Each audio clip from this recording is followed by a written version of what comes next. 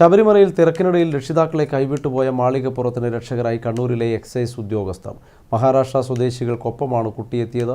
Koothuparamba excise circle inspector AK വിജേഷിന്റെ നേതൃത്വത്തിലാണ് excise ഉദ്യോഗസ്ഥർ 7 വയസ്സുകാരിക്ക് മുന്നിൽ രക്ഷകരായി എത്തിയത്. നീലിമലക്ക് സമീപം മരച്ചുവട്ടിൽ വിതുമ്പുകയായിരുന്നു കുഞ്ഞു മാളികപ്പുറം. മഹാരാഷ്ട്രയിൽ നിന്നാണ് ശബരിമല ദർശനത്തിന് 7 വയസ്സുകാരിയായ മാളികപ്പുറം എത്തിയത്. വല്യച്ഛന് ഒപ്പമാണ് കുട്ടി എത്തിയിരുന്നത്. കുട്ടിയുടെ കയ്യിൽ പോലീസ് നൽകിയ ടാഗിൽ ഫോൺ നമ്പർ ഉണ്ടായിരുന്നു. അതിൽ വിളിച്ചപ്പോൾ സ്വിച്ച് ഓഫ്.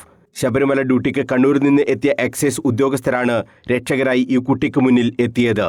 ആകെ ഭയന്നുപോയ കുട്ടിയെ Koothuparamba excise circle inspector AK വിജേഷിന്റെ നേതൃത്വത്തിൽ ആശ്വസിപ്പിച്ചു. കുട്ടിയെ തോളിലേറ്റി എക്സൈസ് ഉദ്യോഗസ്ഥർ മരക്കൂട്ടം വരെ നടന്നു. പോലീസിന്റെ വയർലെസ് വഴി കുട്ടി ഒറ്റപ്പെട്ടുപോയ സന്ദേശം എല്ലാവരെയും അറിയിച്ചു. 5 മണിക്കൂറോളം കാത്തുനിന്നിട്ടും ആരും എത്തിയില്ല.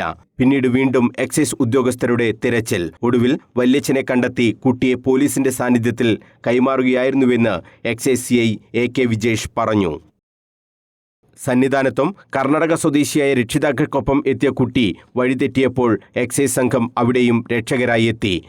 ശബരിമല ദർശനത്തിന് എത്തുന്നവർ കുട്ടികൾക്ക് ടാഗ് നിർബന്ധമായി ധരിപ്പിക്കണമെന്നും അതിൽ ഒന്നിലധികം ഫോൺ നമ്പർ ഉണ്ടാകുന്നത് ഉചിതമായിരിക്കുമെന്നും പോലീസും എക്സൈസും വ്യക്തമാക്കി. News bureau, Kannur.